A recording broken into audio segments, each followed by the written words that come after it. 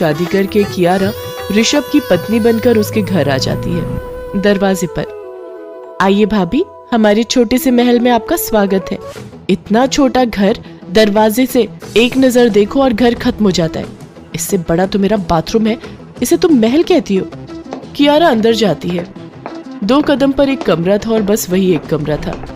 मुझे washroom use करना है प्रीति। हाँ भाभी, इस लकड़ी के पटरे को सरका कर इसके पीछे चले जाइए। व्हाट? ये इस लकड़ी के पार्टीशन को तुम टॉयलेट कहती हो? हम तो इसी का इस्तेमाल करते हैं भाभी, वरना पीछे झाड़ियों में। कियारा अपने मम्मी पापा की इकलौती संतान थी। बचपन से ही उसे किसी चीज की कोई कमी नहीं थी। उसे बड़े ही लाड प्यार और नाजों से पाला गया था, जिस कारण वो जरा बिगड़ैल भी थी। Ramu, where are you? Oh God, this bloody servant, आज इसे काम से निकालना ही पड़ेगा। कियारा गुस्से में सीधे अपने बेड से उठकर अपने नौकर के पास जाती है और उसे भला बुरा कहना शुरू कर देती है।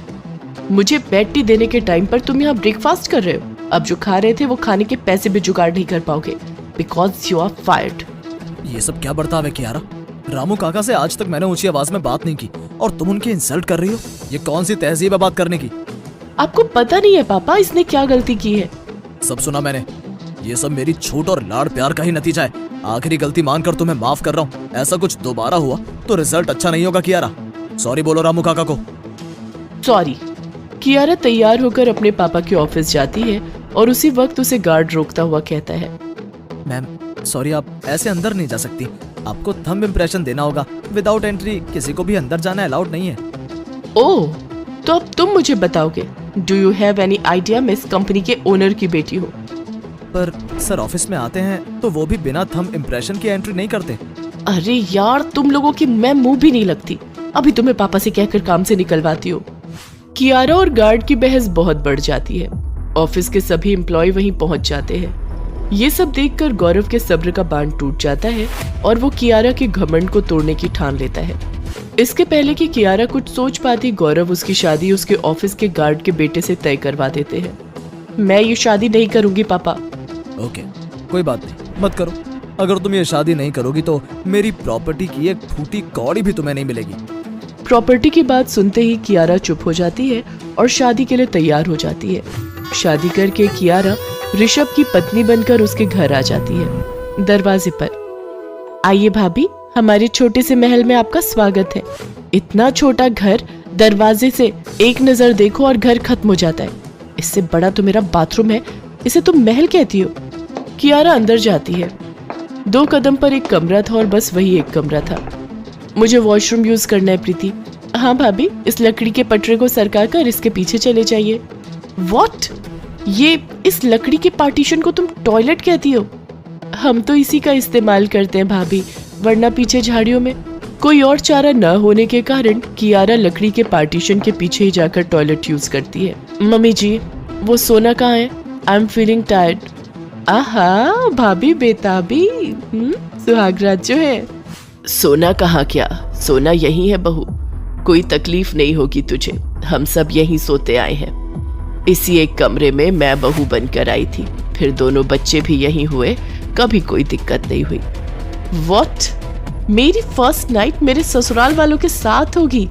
छुपाना ही क्या है बहू, सबको सब कुछ पता ही है। वैसे तेरी सुविधा के लिए बीच में एक पर्दा लगा देते हैं। तेरे ससुर जी तो नाइट ड्यूटी पर रहते हैं। मैं और प्रीति एक तरफ सो जाएंगे और तू और ऋषभ एक तरफ। ऐसी सुहागरात तो कियारा ने सपने में भी नहीं सोची होगी। पर बेचारी करती भी क्या, जैसे तैसे कियारा रात गुजार लेती है। अगली सुबह 4 बजे। वाह बहू, इतने बड़े घर से होकर भी तू सुबह 4 बजे ही उठ गई। उठी नहीं, मच्छरों ने सोने ही कहाँ दिया। क्या बहू? कुछ नहीं सासू माँ, मुझे बहुत गर्मी लग रही है। बाथरूम कहाँ है, मैं नहा लेती हूँ। कल गई थी ना तू टॉयलेट, वहीं नहा लेते हैं हम बहू। ओह गॉड, कहाँ फंस गई मैं। इसी एक कमरे में ये लोग नहाते भी हैं और टॉयलेट भी जाते हैं और वहीं सोते भी हैं। बट मम्मी जी, नहाते वक्त अगर कोई आ गया तो? ना ना बहू, अगर ये लकड़ी का पट्टा सीधा हो तो सब समझ जाते हैं कि अंदर कोई गया हुआ है। हमारे यहाँ इन चीजों की कोई दिक्कत नहीं है। एक लकड़ी का पार्टीशन, एक पर्दे का पार्टीशन, आप लोग टेम्परेरी लाइफ में जीते कैसे हैं? मम्मी जी आप प्लीज बाहर ही रहिएगा, मैं नहा कर आती हूँ। कियारा नहाकर आती है कि तभी उसके ससुर जी ड्यूटी से वापस आ जाते हैं। तो आज नाश्ता बहू खिलाएगी ना? बहू की पहली रसोई है आज। मेरे घर पर तो रामू काका ये सब किया करते थे, मुझे तो कुकिंग नहीं आती। मैं हूं ना, हेल्प कर दूंगा, डोंट वरी। पर इस घर में रसोई कहाँ है? क्या वो भी इसी कमरे में कहीं है? ये कमरा है या तिजोरी? कुछ न कुछ निकले ही जा रहा है। हाँ भाभी, सही समझे, बिस्तर के नीचे ही तो हम गैस को रखते हैं। रात को खाने पीने के काम होने के बाद बर्तन और चूल्हे को वापस बिस्तर के नीचे घुसा देते हैं। प्रीति की बात को सुनकर कियारा का सिर चकरा जाता है। कहाँ उसका आलीशान बंगला और कहाँ उसका एक कमरे का ससुराल।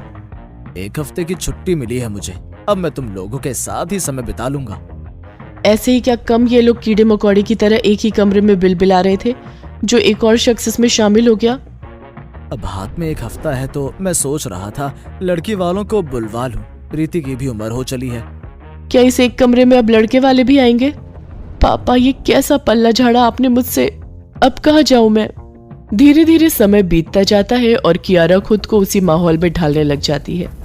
पर कियारा दिमाग की तो तेज थी ही, और इस तरह वो एक कमरे में रहने वाली तो थी नहीं। उसे अपनी गलती का बहुत हद तक पछतावा तो हो चुका था, पर अब उसे इस कमरे से बाहर भी तो निकलना था। कियारा अपने पापा को कॉल लगाती है और कहती है, पापा, इतनी बड़ी भी गलती नहीं कर दी थी मैंने, जो आपने मुझे इस एक कमरे के ससुराल में भेज दिया। पापा, वही नहाना वही खाना कैसे पॉसिबल है पापा? अब आप ही सोचिए, वंश भी तो आगे बढ़ाना है, पर एक ही कमरे में कैसे? बेटी, अब तुझे सबक सिखाने के चक्कर में ये तो मैंने सोचा ही नहीं। ऋषभ गार्ड भैया का बेटा नहीं, मेरा दोस्त का बेटा है, और बाकी सभी लोग पेड आर्टिस्ट। मुझे लगता है तेरे लिए इतना सबक काफी था। कियारा एक कमरे के ससुराल से निकलकर वापस से अपने लाइफस्टाइल में लौट आती है, पर अब वो भूल कर भी किसी की इंसल्ट नहीं करती।